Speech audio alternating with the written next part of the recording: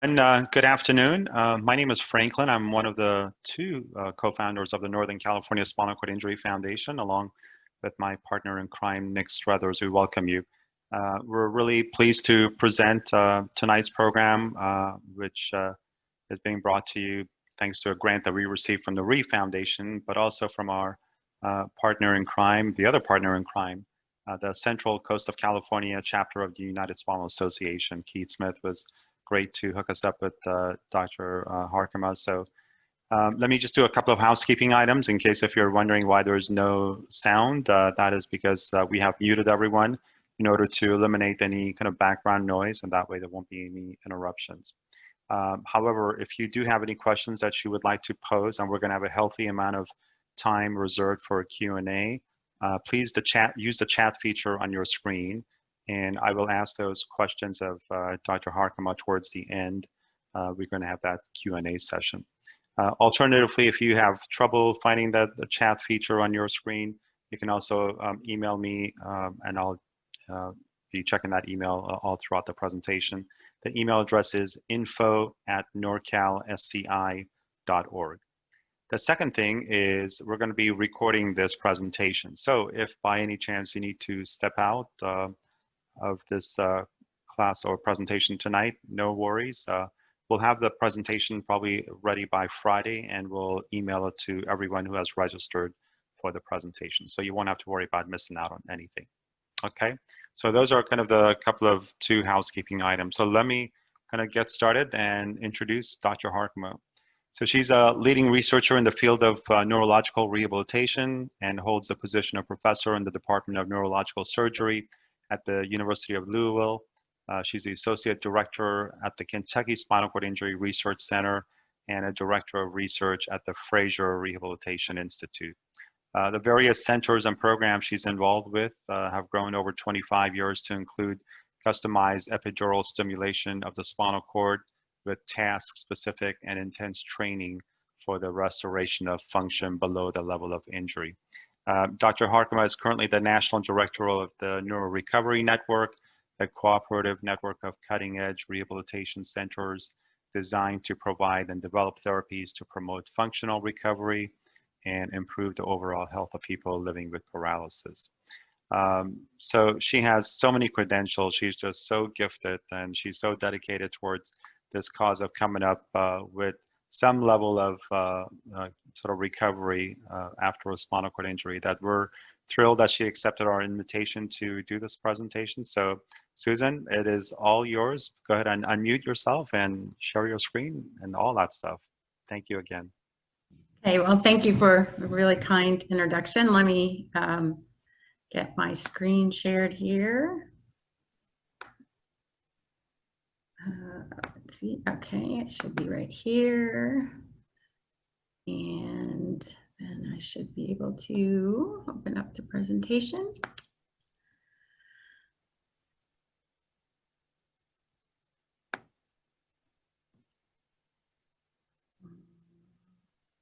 Okay.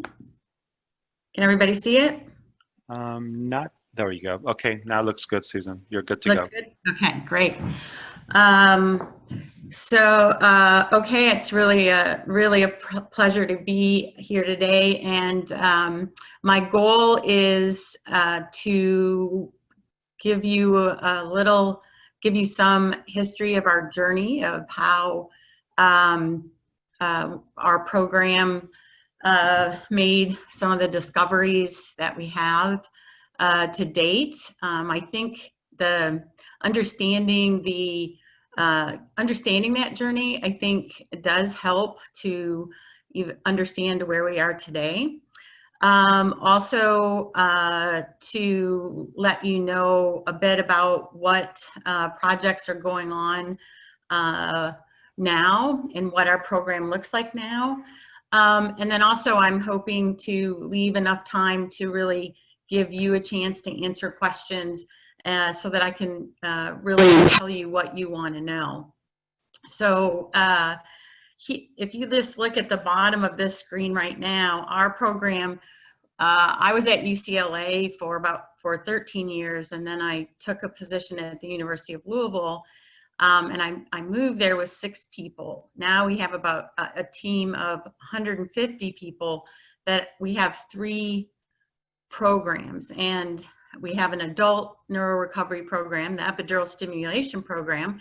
And really, the epidural stimulation program is, I think, obvious, but the adult neurorecovery program is all those things that are based on the same principles that the epidural stimulation program is.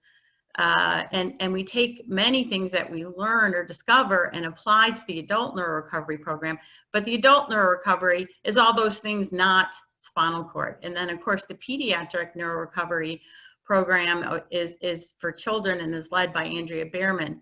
But really, all the principles that are the same for the program, and I'm going to talk about those, but they essentially are that based on a few, some simple principles, that it's important to activate the nervous system below the level of injury, that the spinal cord is still viable and healthy with the exception of where it's injured.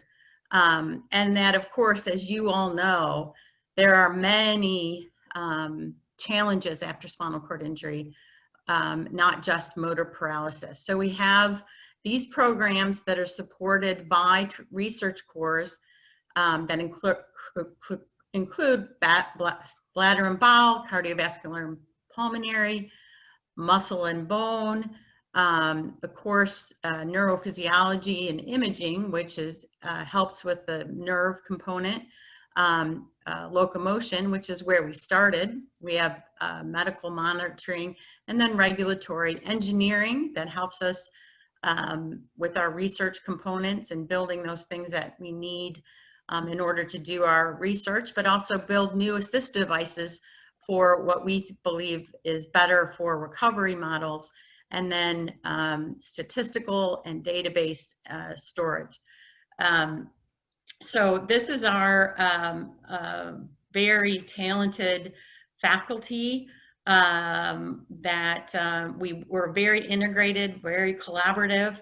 The bottom row, along with Dr. Boyachi, who is our neurosurgeon and also a brilliant scientist, supports all of our research participants. And also, as you know, there's many medical issues that come along with spinal cord injury. So they're there, and they're from all of those disciplines I just talked about: cardiology, urology, radiology, physiatry, infectious disease.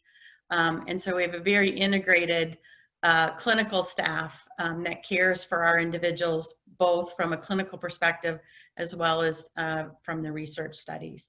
And then we have national and international collaborators who bring expertise that we may not have, and that has really strengthened our program.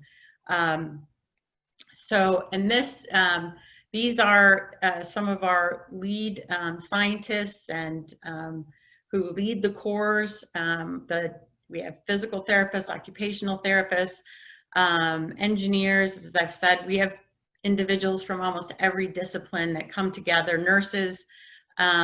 We have 3 research nurses that support across the continuum of care, both in research and the clinic.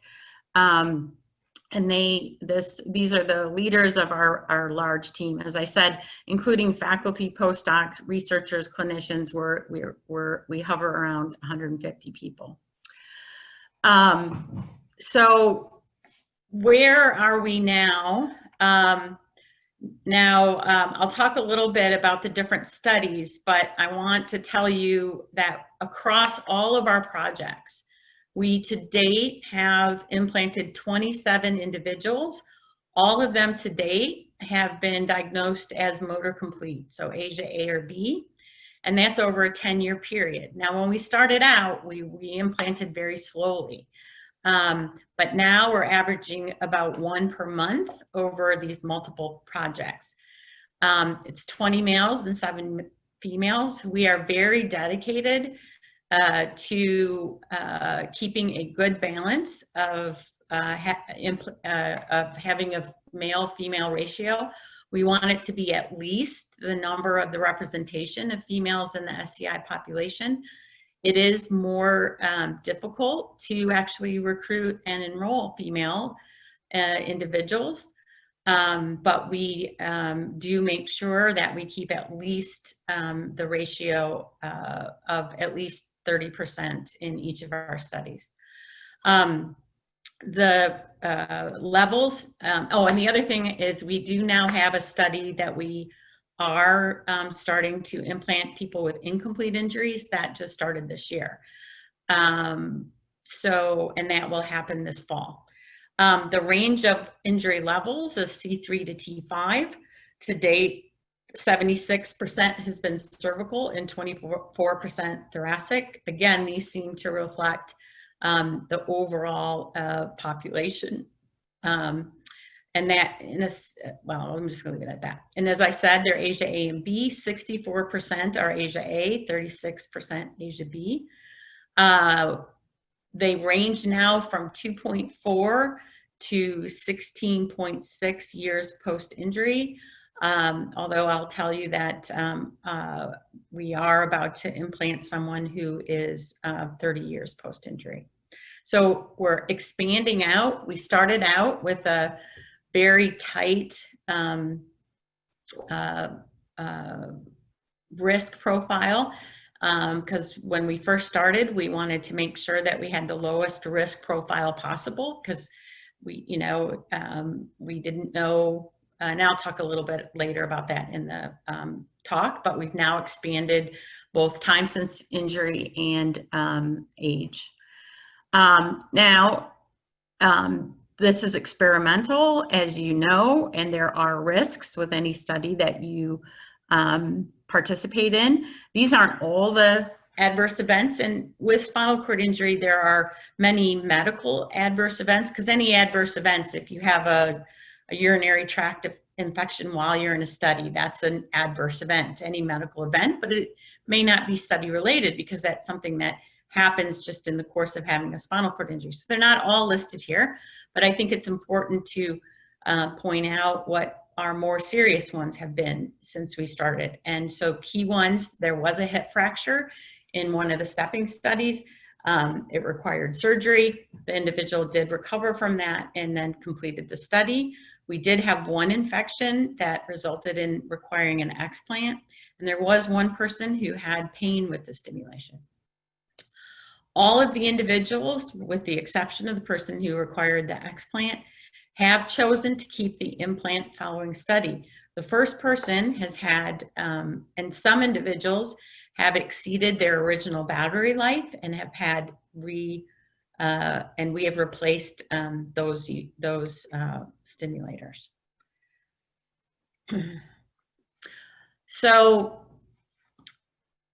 our focus when a person has a spinal cord injury, only where the bone is broken do the neurons die, and it's devastating. However, there's millions of neurons below the injury that are alive, viable, and under the right conditions can function. And that is really where our research focused and where a high percentage of our research continues to focus. And our original working theory was that that circuit really controlled, had the potential to control motor behavior.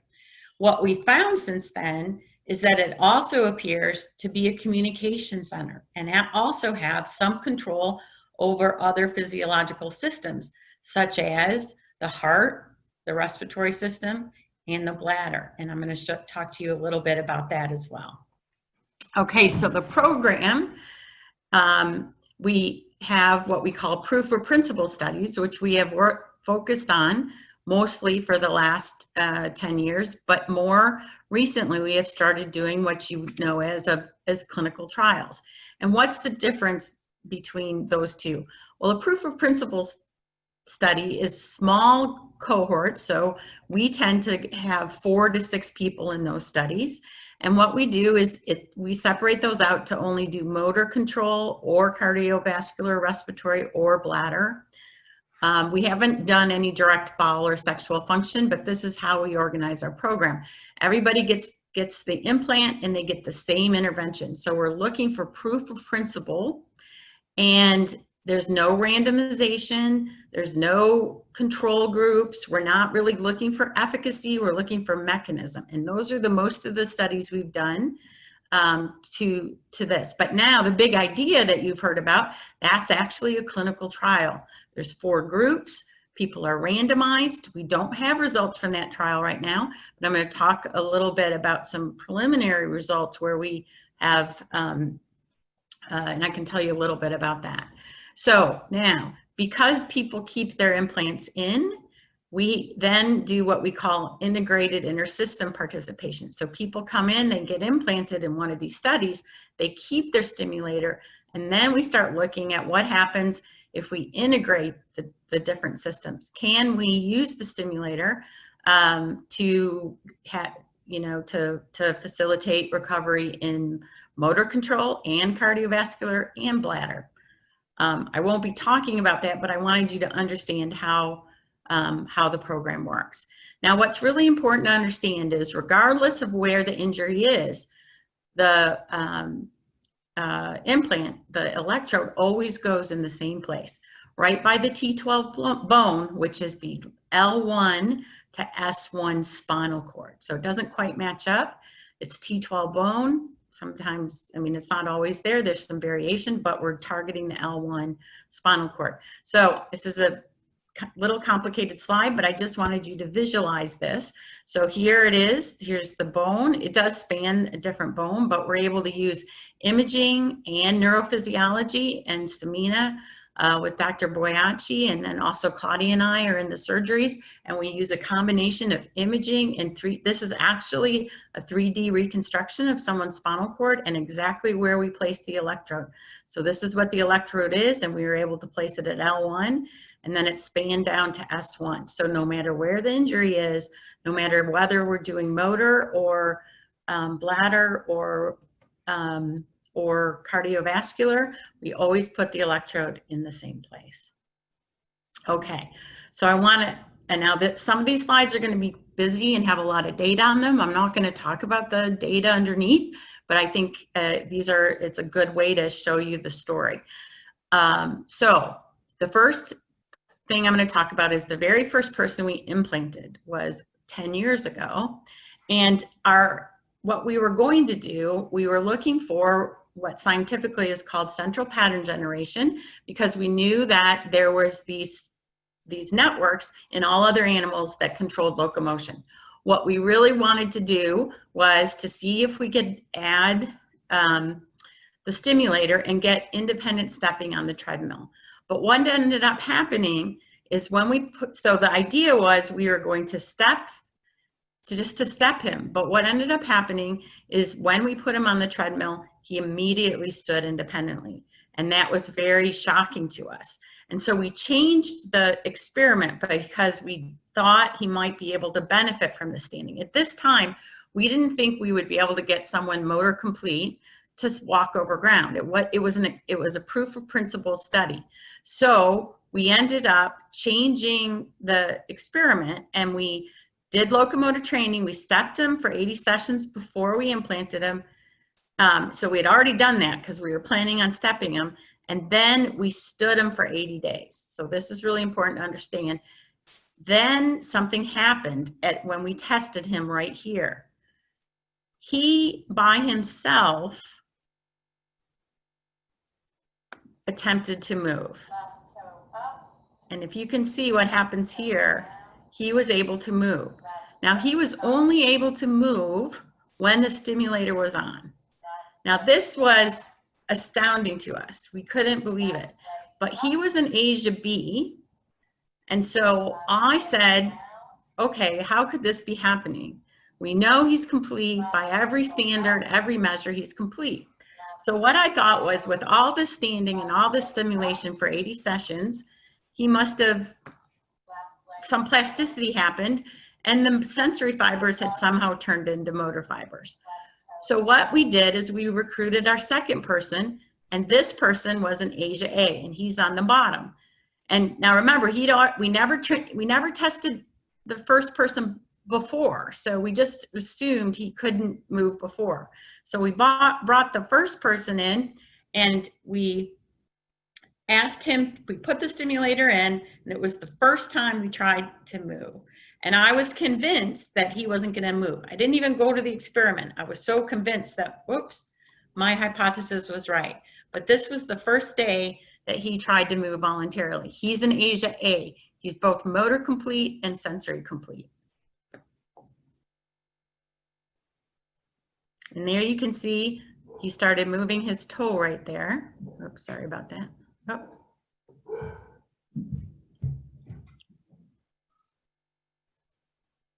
And then he was able to move his leg.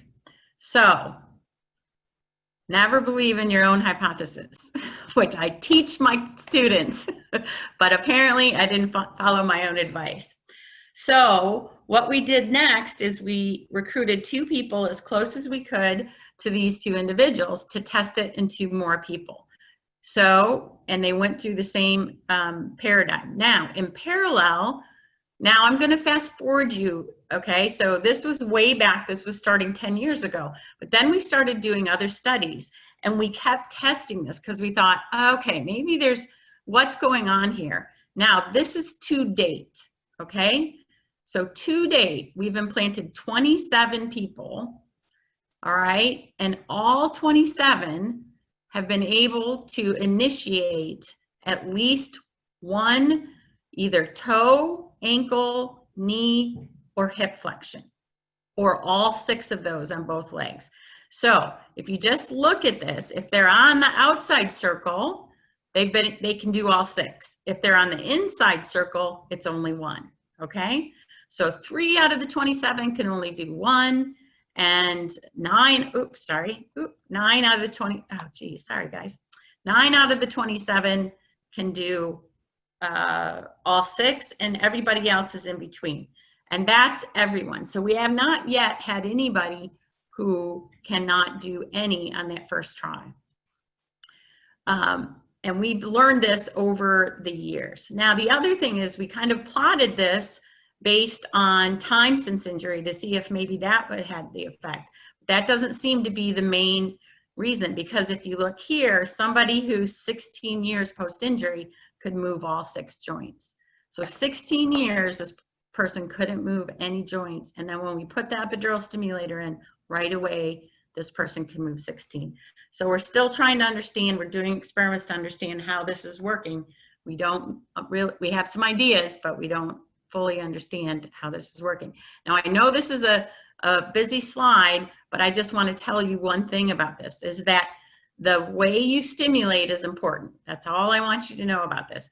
If you don't, all these triangles are the way we stimulate. We put anodes and cathodes in, stimulation frequencies, and they don't work, okay? And the second thing I want you to know, see about this is over here, this where it does work, the stimulator's on here, okay? The stimulator's on here, and unless the person tries to move, they don't move. So this is the EMG activity. This is the muscle activity we record. So the only way, so it's what you call sub-threshold, okay?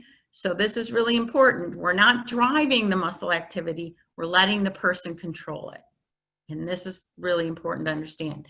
And then this is just another example of this, is this here, if you have this, you don't have the activity, and this is what, when the stimulator's on both times, but it's not until they turn it on. If you go too high, it just, you can drive the activity, but then there's not, you're not able to control it. Okay, so so remember we did stand training and then we did step training, and this shows the stand training here. What it looks like when we did the stand training. And just to show you again, this just to show here, the stimulation's on the whole time, but nothing happens until he tries to stand. So again, the stimulator isn't like a FES bike where it contracts your muscles just with the stimulator. This is something that you have to put load on your legs, or you have to try to do it, and that's when it works. So this just gives you an idea. Now, everybody couldn't, it's not like before your injury, everybody still needed balance assist. These are actually 2As, and people stood to different times, and some people needed still assistance at their hips. Everyone had some period of time that they could go with their knees independent. Everybody was able to take it home and stand for some periods of time at home with the stimulator. And there were all 4 people.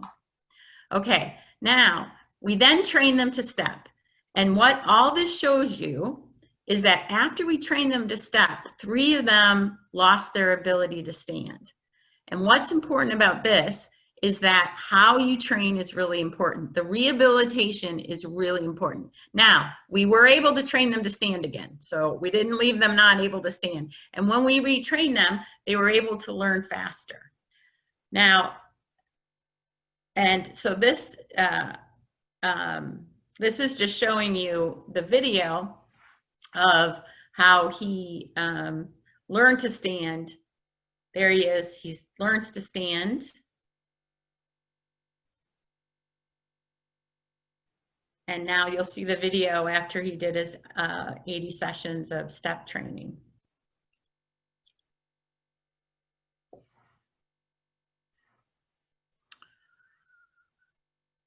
And so after step training, he couldn't stand at all without assistance at his legs, but we were able to retrain him again with just the stand training.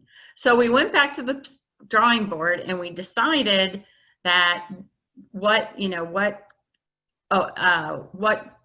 do we need to do? And the other thing I need to tell you is that none of them learned to step independently. They could each step one leg independently, but a little independent steps, but nobody learned to step independently.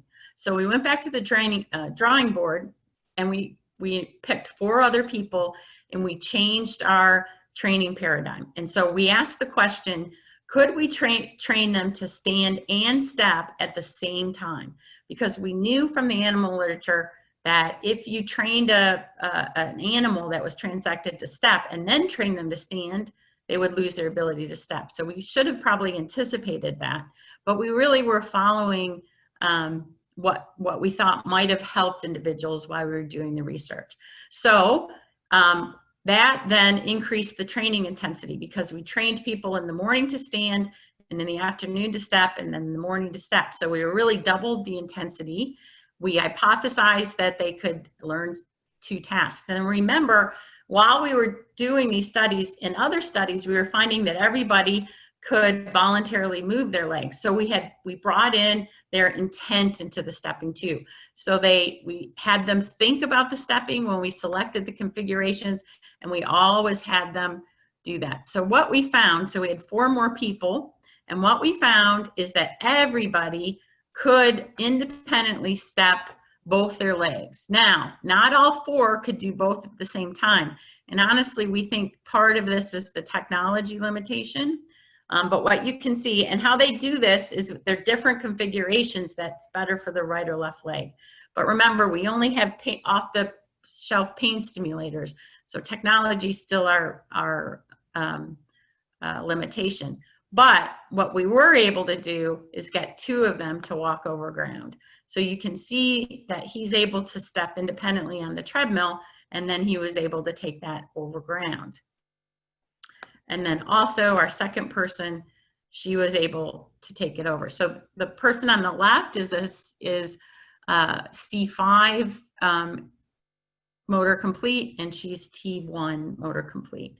And she's able to take this into the, she walks every day in the community still to this day. He's not been able to take it into the community just because we don't have the right assistive device. He can't control the device and his assistive device because of his hand function. Now, all 4 of these individuals, you asked the question, did they learn to stand? And all 4 of them learned to stand, and by all the metrics, they were actually able to stand even better than the first 4. So we were able to train better. This was a better training paradigm. So we learned that how you train is important. You can train 2 tasks. And so that was a big advance for us. Also, you see here on the side, the main thing was the locomotion and the standing, but they would take home and practice their voluntary. So you can kind of see up here that you can see, if you look at the top, this was him in the beginning, his trunk ability without stimulation. This is sitting without stimulation after training. So some voluntary things, especially the trunk, would improve even without stimulation, but in general, things are always better with stimulation. So you can see all the things that he can do, even with his arms and hands, that are better, which is very interesting because, again, remember where that stimulator's placed. It's placed in the lower spinal cord, not the upper spinal cord. So he's able to improve. And interestingly, I would think all 8 of the participants would tell you what they use at home is actually more their trunk that they're able to use more usefully in their lives. So all that work of a decade is that we do think you can transform the circuitry into functional states, but it's only when the individual would drive intent or you had the right afferent information, and the rehabilitation is really critical. It has to be task specific.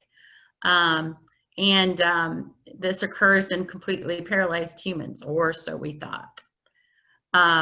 So we had another discovery by Drew. We had problems because his blood pressure kept dropping, so we couldn't finish what we were doing. And so I had noticed when he was, we were doing these long mappings, that there were certain configurations where his blood pressure would raise, but we didn't get motor activity. So that was really good. And so if you look at this blood pressure, so he said to me, just kind of keep your eye on this blood pressure back here. But he said to me, I said, well, why don't we try in between to use this other configuration and keep your blood pressure up? And so we tried it and it worked. And then it really helped us to be able to complete the motor experiments. And then he said to me, hey, if I could use this at home, it would be amazing. I could go out to eat with my wife and I wouldn't have to tilt my chair back and I could get dressed faster. So we went back to the FDA and we said, hey, could we try it? And it really worked well for him. And so then that turned into our next proof of principle study. So what you see here, what she's doing is ramping up his blood pressure. You can see he's at 87/50. This isn't Drew, this is another person. And just once we find the right configuration, we're able to get his blood pressure up to 109/67 in just less than a minute or two. So we went on and we found 4 individuals, all who had chronic hypotension and autonomic dysreflexia. And just going to show you real quickly, this is where they live down here, and they get into normal blood pressures. I just want you to look quickly at this. Again, the only thing what's important I want to tell you is the configurations are important. If you don't have the right stimulation, it doesn't work. You got to get the right stimulation. And now to date, we've been able to do this in 15 out of 15 people. And then the last thing I want to show you is we started noticing some bladder changes with non-specific epidural stimulation. So April Harity and Charles Hubscher, who are my colleagues, April Harity runs the bowel, bladder, and sexual function core and just does an amazing job. But what we've started to do is we've been using different configurations, both for bladder capacity, controlling blood pressure when bladder fills, and so keeping the bladder pressure low, which helps to control the blood pressure, but also controlling the blood pressure. And then also we've been able to get some people to do a voluntary void. We're up to about 6 people. Now it's not like before injury, but we're working to improve that. And so that's been exciting for us recently. So I just want to end on a quick video that kind of gives a whole synopsis of the program, and then we'll open it up for questions. Out of everywhere in the world, Kentucky is the place for spinal cord injury recovery. You know, we've had friends from England, we've had friends from New York, we've had friends from everywhere, and they all come here. It's the only place in the world that is, you know, that gives spinal cord injury patients a chance.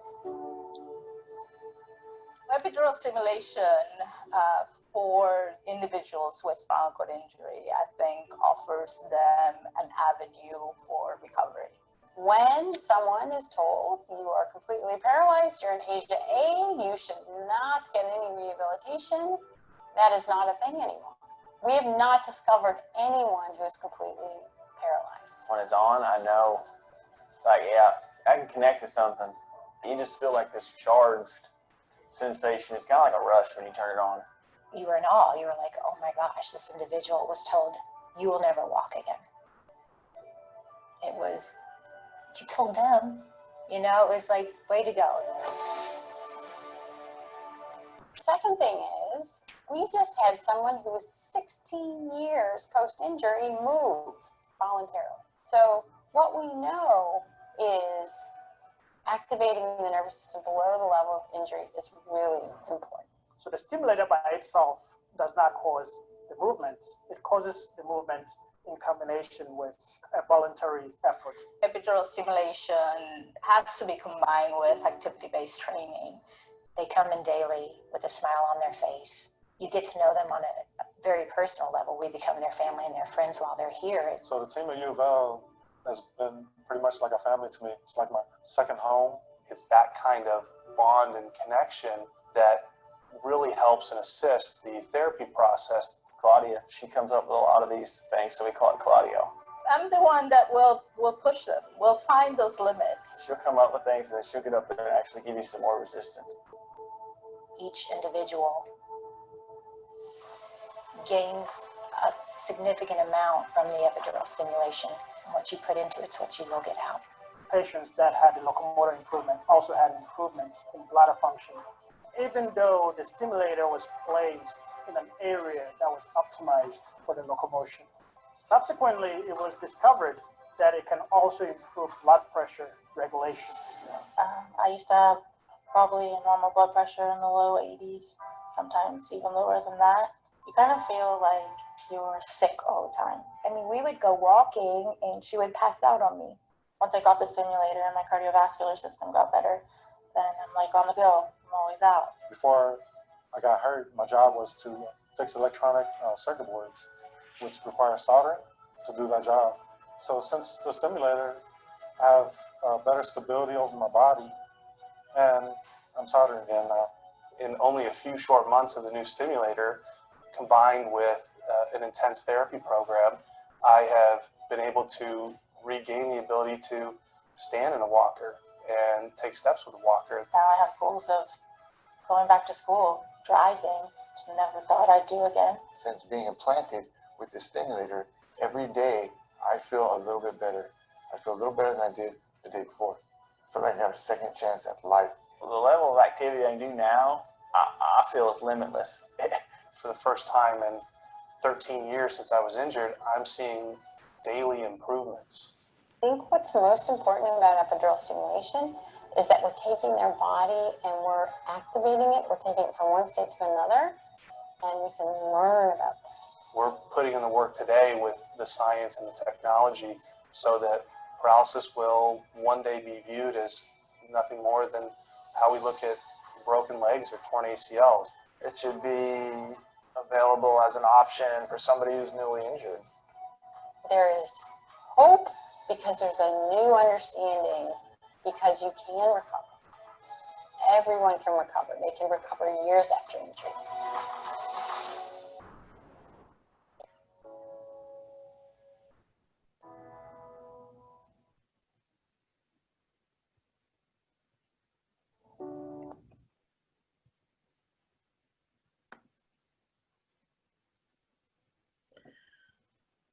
Okay, so I'm open for any questions that anybody has. That's great, Susan. Go ahead and unshare your screen, or just stop Oh, sharing yeah. the screen. Yeah, thanks. Okay, so this first question is going to apply to a lot of the questions that we received, and that is, how do I get considered? Yeah, so at the end of the video, you saw the website victoryoverparalysis.org, and there's a place that it says participate for research. And there's a series of questions that you can answer, and then you get into our database. So once you're in our database, we use that database to recruit for all of our studies. And there's, so each study has a unique set of inclusion, exclusion criteria based on what questions that we're asking. And then what we do is we'll call, then you'll get filtered into the study. And so the first filter is the eligibility, a very broad eligibility criteria. And then someone from the research team will give you an introductory call and tell you about the call and tell you things like whether it's, so we do in the neuro, we do epidural, but we also do transcutaneous stimulation. We do neuromuscular electrical stimulation studies. We have a testosterone study. We have lots of different studies. So we'll call you about any study and we'll tell you like, what's the commitment, what will be the procedures, whether it's a surgery, what are the risks. Every time we talk to you, we're going to tell you what the risks are. And then we'll see if you're interested. And then what we'll do is we'll try to do as much pre-screening at where you live, because it will be a cost for you to come to Louisville to do the full screen. So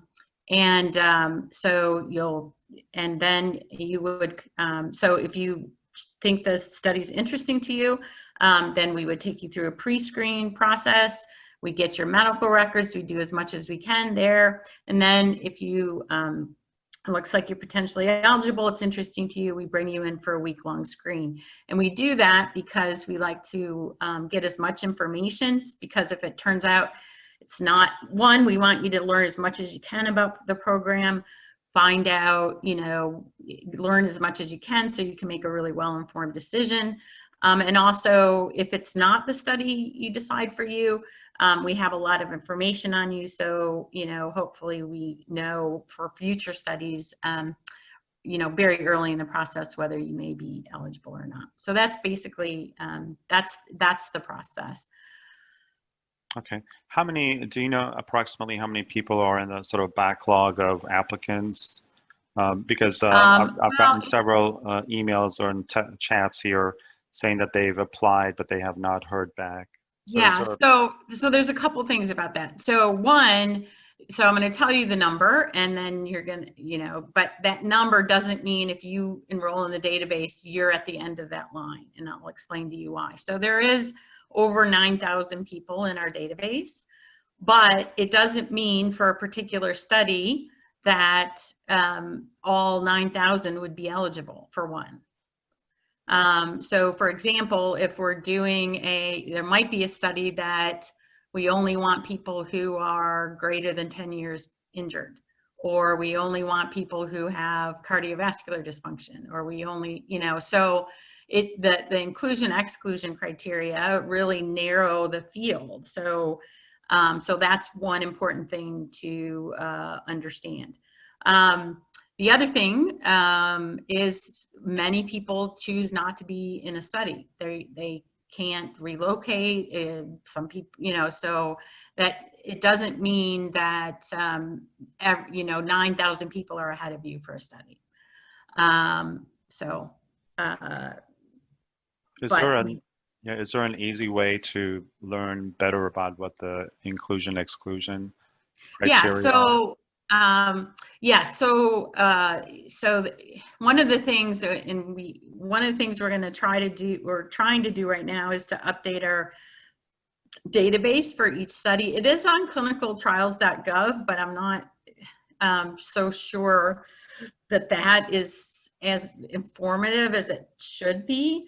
But the other thing is too, so we're going to try to, we keep trying to make our database more informative, so it's very user friendly. And honestly, if we do have a Facebook page, and we have an email where if you could give us feedback on what kinds of information you would like to know, that would be really helpful, because we don't have like a like a marketing department that can help us with this. So it's just our research assistants and our social worker that's trying to keep up to give it. But if we could really target the information that's most helpful to you, we'd like to do that. So we are trying to do that more, so we can keep people up to date on where it is. But also you can email us, and we're happy to try to give you information back. Like it's also helpful if you're concerned that you're not in the database, you can email. There is an email that you can email, and somebody will get back to you and tell you, yes, you're in the you're in the database, or just to be sure. And it is important that you be as accurate with the information that you put in there, because that's kind of how you get that first, when we search by that criteria for that broad inclusion exclusion criteria. So sometimes if you think, oh, I really think this is a study I should be called for, we can look and tell you where you are on the list, or if you're not on the list, we can refine your questions. So or let you know why you may not be eligible for that particular study. Okay. Next question is, what kind of time commitment and cost is likely to be involved in being once enrolled? So it depends on the study. So of course, if it's a epidural study, it does vary. So the cardiovascular and the so the big idea study is about, we say 2 years, but that includes like the usual care part, which is you just do what you're doing, so you can go back home and do that at home. So it's technically probably 1.5 years in Louisville, but you do have to come to Louisville. So there's no cost to the study itself, other than your time, and which is of course very valuable. But we don't have any money for living expenses. So your relocation costs are your own. Our social worker helps people look for accommodations. We don't have something we've been working on a lot. We don't currently have like a big, like a big apartment building or a hotel. Like I dream about it all the time, where you can have accessible, low-cost housing. I mean, that's like my biggest dream. But there are a few options that that are available that get filled up pretty quickly, but she would help you and let you know what different options are. So so that cost of living is, living there is at your own cost. Okay. All right. What's the lowest level that you would enroll a candidate, lowest level of injury? Well, so for the epidural stimulation, well, so currently we have been, for all the studies we are doing right now, that may change in the future. We are staying, because we want to place the electrode at L1, right, for the current studies. We are not doing injuries that have injured the lumbar sacral spinal cord. Now we do transcutaneous studies. We have been doing a lot of lower motor neuron, other types of injuries, and I do see that happening sometime in the future. But we don't have any current ongoing studies that have an injury, at the L1 level below. Okay. And for epidural right now. Right. And you don't believe in the fact that, and this whole complete versus incomplete. I mean, you don't believe that people are complete injury. You don't, correct? I mean, that's not something that you subscribe I think to. that, look, I think that the ASIA had a really important role in when it was developed, because I think there was really a need for clinicians to be able to communicate about patients and put protocol, you know, clinical protocols around. But I think with the knowledge we have now, that there's so many things that are assumed immediately if you're an A or a B, that now is not really coming to fruition. I mean, do I think there's could be some anatomically complete? I think it's possible. We haven't yet found one, and we are trying hard. Like, by definition, we wanted complete. So now, I mean, you know, and you know, we kept going, you know, the neurosurgeon is like, wow, this one's definitely complete. You know, this one, look at this by the image, you know, and then they would move. And so, and there, we know there's fibers crossing the injury because they do it by a tone, and, you know, unless there's, you know, sound below in the spinal cord, which I don't believe, right?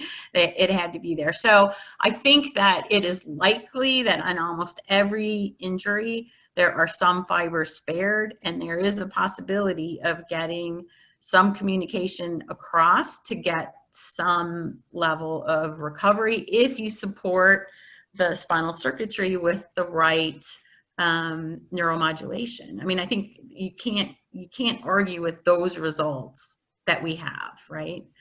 How far we can go with that, I think is there. But I think it's important, that finding is important, because I think it doesn't have to be neuromodulation. It doesn't have to be epidural stimulation. I mean, knowing that, I think rehabilitation should be intense and should be continued throughout a person's lifetime if they choose it, you know, because I think what we're finding is people are healthier too. I mean, their bladders are healthier, their cardiovascular, and that's the other thing, the cardiovascular system. I mean, we're stimulating in the lumbosacral spinal cord and normalizing blood pressure. So it can't just be the, you know, what's happening at the injury site in the cervical level. There has to be other mechanisms that we can help the cardiovascular system. So, okay. Yeah, I think there's a lot more to learn. Okay. Can you talk to us about any trials involving the bowel and bladder and sexual functions? Yeah, so we've been studying people who have already been in, so bladder, we've been directly stimulating for bladder function in people who have been in other studies. So people who've been in the motor studies and in the big idea, which is primarily a cardiovascular study, but they also, the control to the cardiovascular is voluntary, and then everybody ends up standing. So they also get motor, but when they finish that study, they can enroll in the bladder study. And so we've been mapping their bladder, but it's kind of not a clean study because we also know just general stimulation has improved some people's bladder function. So, but it's better when we directly study the bladder. So the only bladder studies we've been doing is in people who have already been, as you saw in that drawing, enrolled in some other study. However, we did just get funding in next year, we'll start a study where we are going to enroll 4 people who will be implanted specifically for bladder function. Okay. So that's where we are. And what we found is we can improve. So, you know, what we also have found is people's bladders are all over the place. Some people have gotten really small bladders. Some people's bladders have gotten over distended, but almost everybody gets really high blood pressure at the point that they're going to void. So we think that as far as we've come with bladder, you know, because of course, you know, the first thing was people were dying because of their bladder dysfunction. And now there's you know, you have ways to but there's still, as all of you know, there's just so many problems with the bladder. But we're able to actually control capacity, whether it's too big or too small, and the blood pressure. So we can do that because we learned how to control the blood pressure. So we're going to be doing that. We also it appears we're able to increase gut motility. So just with the other stimulation, people have been reporting that they have less you know, the bowel programs have gone down in time. Some people have even come off their, you know, say they don't have a bowel program anymore. But it's not everyone. So it's, you know, so again, these are just, you know, sort of, I mean, more than anecdotal, but so we have just started studying that in a DoD grant. But again, these are people who we aren't directly looking at bowel, but we have a more targeted grant for that.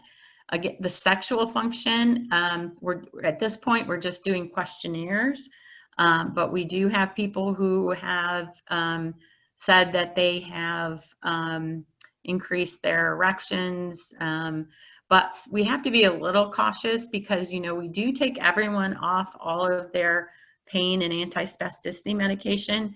And what I've just recently learned as I did a big review is that things like baclofen and can also affect sexual function and, you know, and erections and those kinds of things. So is it that we're, you know, is there some effect of that as well? So we have to study that more directly, I think. Okay. What is the lifetime and durability of the device? Yeah, so in the first 12, we had put in the Restore Advance, and the battery life of that was 9 years. So we're having to replace those. We've had 2 come to end of life, but the new devices now are, the batteries are supposed to be lifetime. However, we actually, the technology keeps advancing and we really need more sophisticated technology. So we anticipate that probably, you know, some of the, you know, that as technology advances, we're always making sure that whatever we advance would be back compatible. So there's two parts. There's the electrode and then there's the IPG, and the IPG just goes under the skin now in the back because it's Bluetooth. So you know, now these are Bluetooth. So if you had to, if we developed a better IPG, you could just swap that out and keep the electrode in. And we have done that in a couple people. Because we've swapped that out. So, okay. But as of now, the devices we're putting in, we don't anticipate if they chose to keep that in that they would have to replace that. Okay, very good. What is the newest sort of injured person you would enroll in this study? Like how recent of an injury would you enroll? So that's another grant that we just got, and we're starting next year. And that will be within 6 months. Wow. Okay. So we're starting to go back now in the other direction. Okay. What have you seen in terms of impact on spasticity and pain? Yes. So we haven't. So we've just started. Okay. Let me talk about spasticity first. So we have, and we're about to submit 2 grants to look to actually. We're going to, the design of the grant is to compare epidural stimulation to baclofen pumps. But we have been able to find configurations that, you know, pretty much eliminate spasticity. And so one of the things that can happen when people start increasing their motor capability, like walking and stepping, then at night, they're like stepping in their bed. And so, you know, that's not helpful because it keeps them awake. So we've been able over time to develop configurations that quiet it down so they can, when they want their legs to be quiet, they can use that configuration. And when they want their legs to move, they switch to a different configuration. So we think that epidural stimulation may be more beneficial because you could use it and you wouldn't have the side effects. And then plus you could use it to improve your motor. So that's a grant that, grants that we're trying to get funded right now. Okay. This next question is, who are the people that are likely to be really quickly disqualified? I mean, what what is a typical disqualifier in your mind? Well, it's important for everyone to understand that if you end up not being eligible for a study, it doesn't mean that you wouldn't be eligible for another study, or when this becomes clinically available, it's not going to be helpful to you. Because you have to understand that if you're trying to provide evidence, because when you do a study, you're not trying, okay, hopefully this doesn't come out wrong or badly. When you do a study, you're not really trying to help people right away. You're trying to answer a question so you can develop evidence so that it can become a clinical tool, right? So you have to design it to test a hypothesis. So in order to do that, you have to have a hypothesis and specific questions, and then people have to do very specific protocols, whether they're getting better or not, because you want to see what it's doing, right? So that's one thing. You design a study and you have to keep things narrow and you have to keep people the same. And it doesn't mean that eventually that's going to be the people that it'll be used clinically for, okay? So that's important to understand. And then the second thing is you have to weigh the benefits and the risks. So your risk benefit question is different in a study. So somebody may come in and the clinical team may say, you know what, for this individual, for the question we're asking, it's too risky to put this in. But later, if it's clinically available, you know, because we already know how much this person might benefit from it, then the risk becomes acceptable, or you get to choose whether or not you want to take the risk. So to say for a study what might disqualify you, it's really hard to answer that question, because it's going to depend on the research study, because it's going to depend on whether you have that profile. So if I can, like, I'll give you one example for that. So for the big idea, you had to we did a tilt test, and you had to not be able to stay up for the tilt test to be qualified for the study. But that doesn't mean that ultimately the epidural stimulator might not help your cardiovascular system. It was just that was a severity of cardiovascular dysfunction we set to be in the study, if that makes sense, right? So I can't give you a blanket, you know, this is likely going to disqualify you. It's going to depend on the study, and then it's going to depend on sort of your risk factors. Another example would be, let's say someone had a history of fractures. So we might not want to take a risk on a stepping study if it's experimental, but you would be eligible for a cardiovascular study where we're not doing stepping, right? So, you know, it's all going to depend on what the study is. Okay, very good. I hope that non-answer was actually helpful.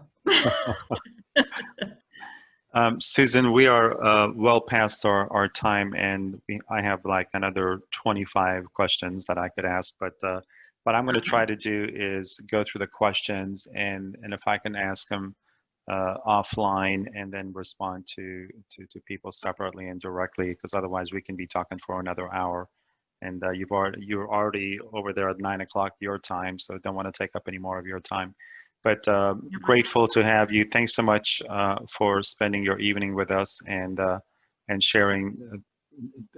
This is exciting, frustrating, everything for all of us, and I'm sure for all of you as well. And for us, it's you know, it's slow progress, right? And so we just have to hope for the best and wish you all the best too. So well, thanks so maybe much. I can just make one. Yeah, I could go make ahead. one quick comment about that. I can tell you that, well, we have just partnered with Kessler Hospital and Foundation, and so they're opening a center there. And I know that a lot of people are interested in this, and I think it's one of the fastest growing research areas. And not only do I think it's, you know, opened up this area, but I think one of the most important things about epidural stimulation is I think it's exciting in the field to study people with chronic injuries, and it's uncovering a lot more about what we know about spinal cord injury. So I know it feels painstakingly slow, but I think it is starting to pick up speed. I just would like to kind of leave on that encouraging note. There's a lot of grants going into NIH, and DARPA just had a big ask for people to move the technology forward. So hang in there. I think there's been a lot of changes in spinal cord injury. I know it's not fast enough. I'm frustrated too. I'd like things to go a lot faster, but there's a lot of people working hard on this. So. Well, we wish you the best. Thank you so much, Susan. And thank you everyone else for joining us tonight. We'll have the recorded version of this presentation sent out to everyone on Friday morning, so you can catch anything that you may have missed from Susan's earlier talk. So thank you again. Have a good evening, everyone. Bye, Susan. Bye-bye.